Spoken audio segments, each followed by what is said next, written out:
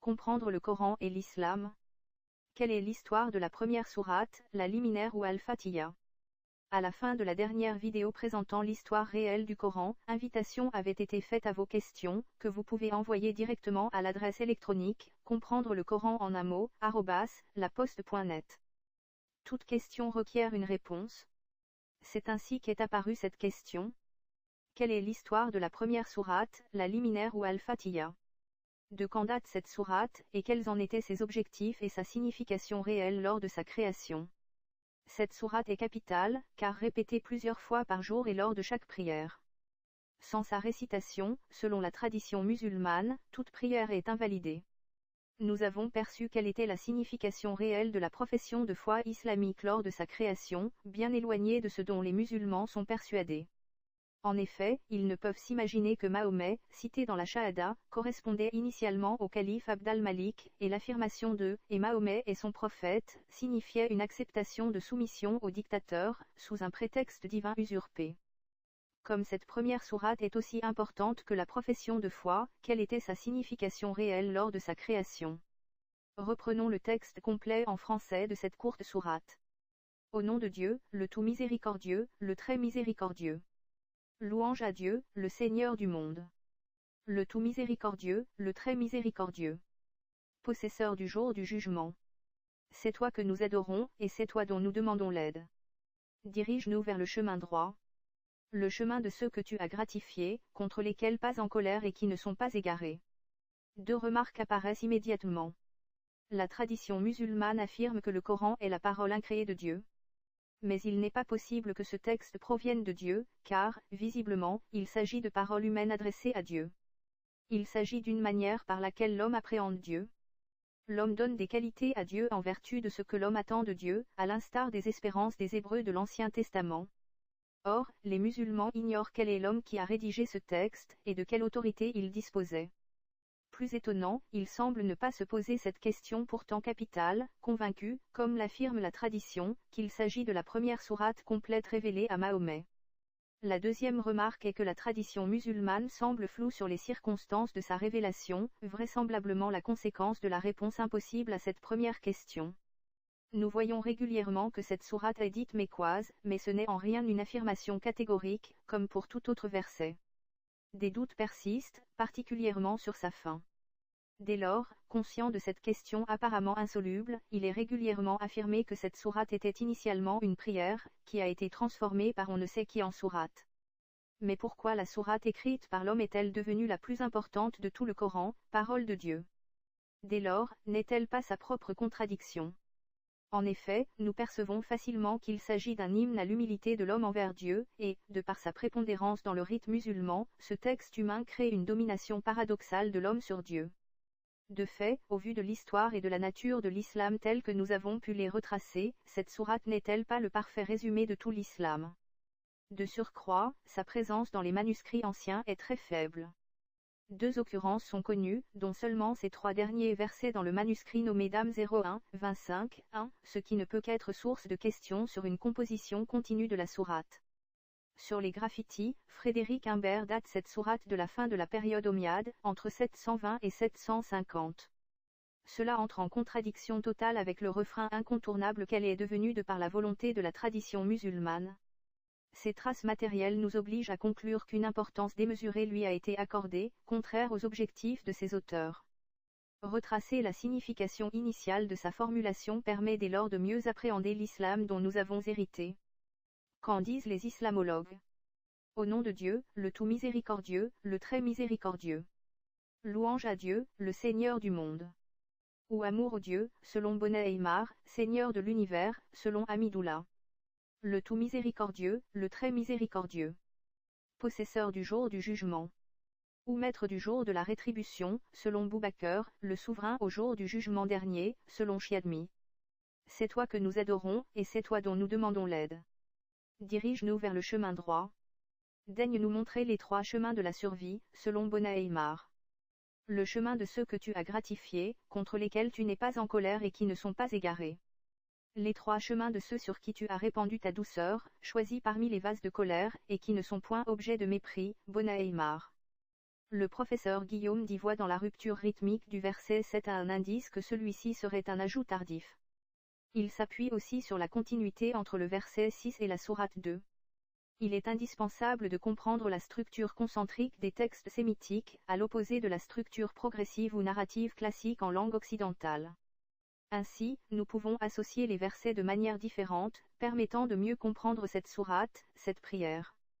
Versets 1 et 6.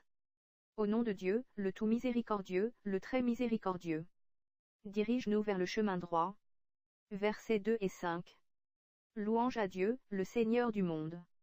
C'est toi que nous adorons, et c'est toi dont nous demandons l'aide. Versets 3 et 4. Le tout miséricordieux, le très miséricordieux. Possesseur du jour du jugement. À chaque unité, l'homme s'allie à Dieu en vertu des qualités divines qu'il lui attribue. On comprend dès lors pourquoi la miséricorde est présente aux versets 1 et 3. Saute aux yeux la confirmation que le verset 7 est bien un ajout ultérieur, n'ayant pas sa place dans cette structure initiale. Nous comprenons dès à présent que ces 6 premiers versets peuvent dater du début du mouvement des judéo-nazaréens, et que le 7e verset correspond à l'égarement provoqué par l'auto-qualification de prophète d'Abd al-Malik. De nombreux chercheurs font une parallèle entre ces versets coraniques et le premier psaume. Heureux l'homme qui ne marche pas selon le conseil des méchants, qui ne s'arrête pas sur la voie des pécheurs, et qui ne s'assied pas en compagnie des moqueurs, mais qui trouve son plaisir dans la loi de l'Éternel, et qui la médite jour et nuit. Il est comme un arbre planté près d'un courant d'eau, qui donne son fruit en sa saison, et dont le feuillage ne se flétrit point. Tout ce qu'il fait lui réussit. Il n'en est pas ainsi des méchants. Ils sont comme la paille que le vent dissipe. C'est pourquoi les méchants ne résistent pas au jour du jugement, ni les pécheurs dans l'assemblée des justes. Car l'Éternel connaît la voie des justes, et la voie des pécheurs mène à la ruine. Le verset 6 du chapitre 34 de l'Exode comme source de cette sourate est davantage convaincant, entre autres parce que le verset 7 est exclu de ce rapprochement. Et l'Éternel passa devant lui, et s'écria. L'Éternel, l'Éternel, Dieu miséricordieux et compatissant, lent à la colère, riche en bonté et en fidélité. En réalité, nous percevons la pauvreté de la théologie issue de la fusion des différents mouvements religieux hérétiques juifs. L'homme, marionnette de Dieu, lui demande son aide et sa miséricorde pour accéder au paradis. À cette époque, ces 6 versets se trouvaient-ils au début du lectionnaire? Cela est vraisemblable, mais que signifiait le début d'un ensemble de feuillets déployés, non reliés? Quel verset précédait-il? La sourate 2 a été composée en 2 fois. Les versets 1 à 123 datent de la période d'Abd al-Malik, nous y reviendrons, et la seconde partie de la période des Abbassides. La sourate 3 date d'Abd al-Malik, plus précisément vers l'an 692. La sourate 4 date du début de la période abbasside. La sourate 5 est contemporaine de la seconde partie de la sourate 2.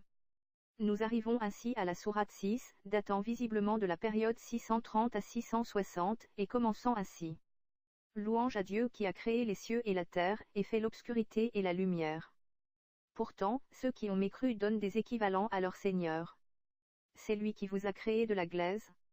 Ensuite, il a décidé un terme, et il y a un terme nommé auprès de lui.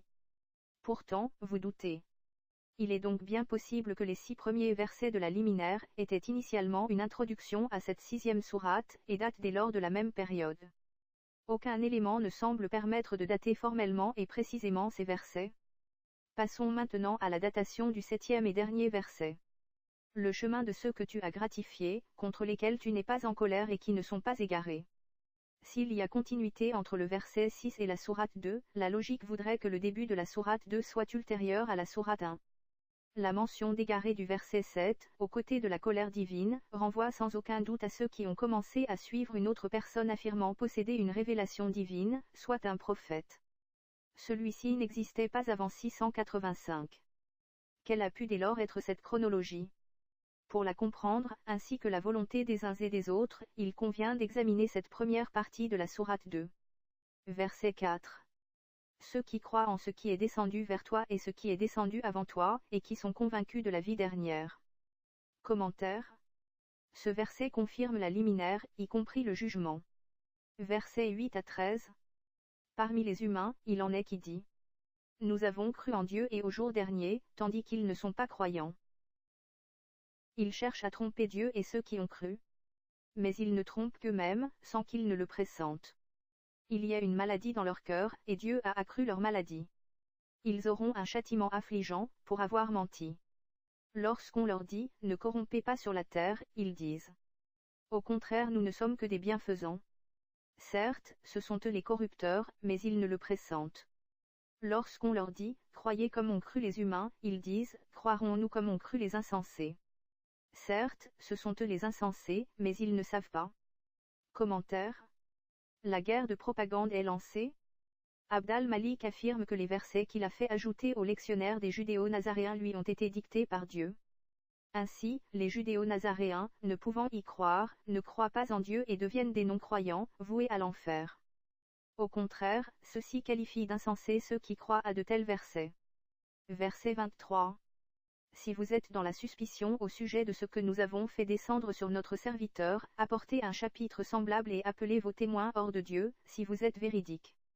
Commentaire. Le calife n'ose pas encore se qualifier de prophète, comme dans la sourate 3, mais seulement de serviteur. Ce que nous avons fait descendre confirme l'adjonction de versets de sa part, et la copie du style des versets précédents. De fait, il affirme le caractère divin des versets des judéo-nazaréens, ce qu'eux-mêmes n'ont jamais fait. Verset 30. Lorsque ton Seigneur dit aux anges, je vais établir un successeur sur terre, ils dirent, vas-tu y mettre un qui y corrompra et répandra les sangs, alors que nous exaltons ta louange et te sanctifions. Il dit, je sais ce que vous ne savez pas. Commentaire. Nous avons vu dans le 3e chapitre de Comprendre le Coran le lien direct entre calife, successeur et prophète. En se nommant successeur sur terre des prophètes de l'Ancien Testament, Abd al-Malik devient automatiquement calife.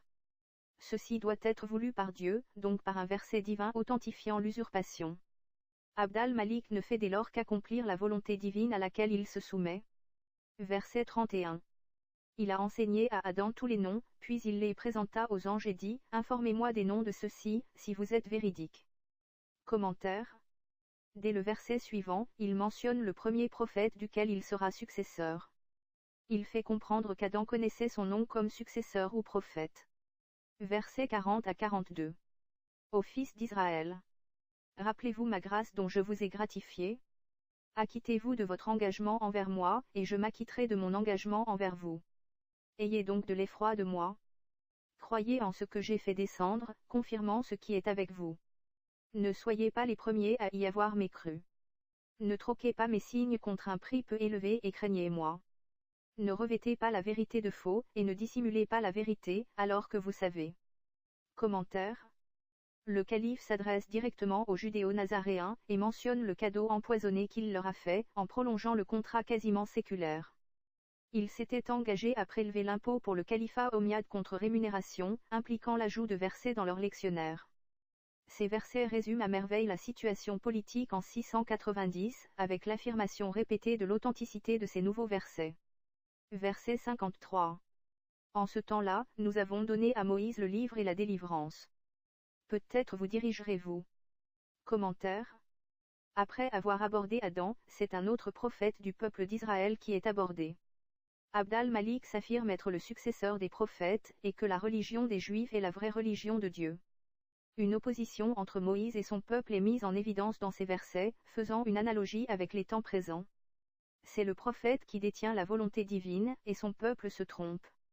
Avec l'exemple de la vache, Abd al-Malik montre que le prophète est l'intermédiaire que Dieu a choisi pour bien guider son peuple. Verset 79.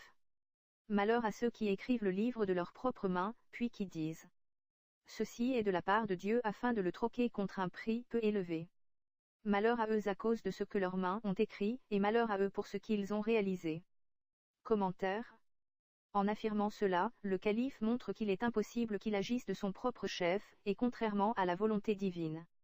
Une telle présomption montre que ceci était ce qu'il se disait, et qu'une partie de la population avait compris l'usurpation. En filigrane, il montre qu'il n'était pas croyant. Verset 87. Nous avons donné à Moïse le livre. Nous avons envoyé après lui des envoyés. Nous avons donné des preuves à Jésus fils de Marie, et nous l'avons fortifié par l'Esprit Saint. Chaque fois qu'un envoyé vint à vous avec ce que vos âmes ne désirent pas, vous vous en fuliez, vous en démentiez un groupe et vous en tuiez un autre. Commentaire. Les judéo-nazaréens refusent sans raison objective les volontés divines transmises par les envoyés de Dieu. Abd al-Malik s'affirme aussi successeur d'un autre prophète, Jésus. Dans de nombreux versets, il condamne aussi les crimes des judéo-nazaréens. Nous avons vu qu'Abd al-Malik sera lui aussi assassiné lorsque l'on rétablit le contexte historique du verset 36 de la sourate 16. Verset 90. Combien détestable ce contre quoi ils ont troqué leurs âmes. Ils mécroient en ce que Dieu a fait descendre, abusés par le fait que Dieu fasse descendre de sa faveur envers qui il souhaite de ses serviteurs. Ils ont encouru colère sur colère. Les mécréants auront un châtiment humiliant. Commentaire. Colère sur colère, montre les luttes armées, la résistance larvée au régime du calife. Il s'agit de fait d'une guerre civile. Le verset suivant montre sans le moindre doute que différents dictateurs ont été assassinés. Verset 114. Quel pire oppresseur que celui qui a empêché qu'on rappelle le nom de Dieu dans ses sanctuaires, et qui s'empresse pour leur démolition. Il n'appartient à ceux-là d'y entrer que craintifs. Ils auront l'ignominie dans la vie ici-bas, et dans la vie dernière un très grand châtiment. Commentaire. Le calife a commencé à doubler les judéo-nazaréens, en faisant édifier des édifices religieux que les judéo-nazaréens détruisent. D'où la colère des judéo-nazaréens devant un tel blasphème. Un premier constat apparaît immédiatement. Tant cette chronologie que ces informations ne font que corroborer, que confirmer l'histoire qui a été retracée et basée uniquement sur les traces que l'islam primitif nous a laissées. Particulièrement, tous les indices montrent l'ajout de versets à un lectionnaire existant par le dictateur incroyant et qu'il n'y a aucun lien avec le début du 7e siècle. Le dictateur usurpe un pouvoir divin, excluant un prophète dont les successeurs deviennent des dictateurs. De fait, cela annule tout concept de théophanie, et donc de religion. Pour en revenir à Al-Fatiha, nous constatons que le début de la sourate 2 a été réalisé sans le moindre doute avant la sourate 3. Elle donne les conditions nécessaires pour que la sourate 3 puisse s'appliquer. C'est bien Dieu qui a nommé Abd al-Malik serviteur de son peuple, et non lui-même, car Dieu sait ce qu'il fait. Dans la sourate 3, c'est davantage parce qu'il est le dictateur qu'il est celui que Dieu a choisi, et c'est Dieu qui choisit ses prophètes. Dès le début de l'histoire des judéo-nazaréens, il apparaît que les sourates étaient classées par longueur décroissante. Le but de cette manœuvre des judéo-nazaréens était de rendre plus complexe toute censure, car les nouveaux textes n'apparaissaient pas clairement. Le début de la sourate 3 date des années 692 à 695, la fin est plus difficile à dater, mais toujours sous Abd al-Malik. Il est question d'une guerre civile et des associateurs. Or, le christianisme organisé a disparu à la fin du 7e siècle en Arabie, et la sourate 16 montre un retour au calme après l'assassinat d'Abd al-Malik. En cas d'une composition de la sourate 3 d'un seul bloc de 200 versets alors que la sourate 2 n'en comptait alors que 123, la logique aurait voulu que la sourate 3 précède la sourate 2. Sauf si le calife a volontairement laissé la sourate 2 avant la sourate 3 car elle la précédait chronologiquement, mais surtout parce qu'il y avait continuité entre l'ultime verset de la liminaire et la sourate 2. Elle introduisait donc sa volonté par une ode de soumission à Dieu. La réaction des judéo-nazaréens a dès lors été d'ajouter le 7e verset. Le chemin de ceux que tu as gratifiés, contre lesquels tu n'es pas en colère et qui ne sont pas égarés. Il s'agissait ainsi d'un acte dans la guerre de propagande entre les deux ennemis, en rompant le lien entre les sourates 1 et 2, soit Dieu et, pour eux, le diable. La cohérence voudrait que cet acte ait eu lieu peu après la publication du début de la sourate 3, soit vers 695, car c'était surtout celle-ci qui installait Abd al-Malik comme prophète de Dieu. Mais que signifiait ce verset pour ses auteurs? Nous le comprenons très facilement. Ce sont eux, les judéo-nazaréens, qui sont gratifiés de Dieu et représentent la volonté divine. Au contraire, Dieu ne peut qu'être en colère contre le dictateur de par l'usurpation de la volonté divine à son profit. Les égarés étaient ceux qui suivaient le calife, sans comprendre ou sans se douter de ses mensonges. L'introduction de la tradition musulmane et le vol du lectionnaire en inverse le sens. Le chemin de ceux que tu as gratifiés, contre lesquels tu n'es pas en colère et qui ne sont pas égarés. Ceux que tu as gratifiés, les religieux, deviennent les musulmans, alors que les égarés, sont rapidement devenus les chrétiens, initialement nullement concernés. Les égarés étaient ceux qui, sans savoir, se soumettaient aux lois des califes sous usurpation divine. C'est exactement ce que sont devenus les musulmans, qui, par ignorance, répètent comme une rengaine qu'ils sont les égarés.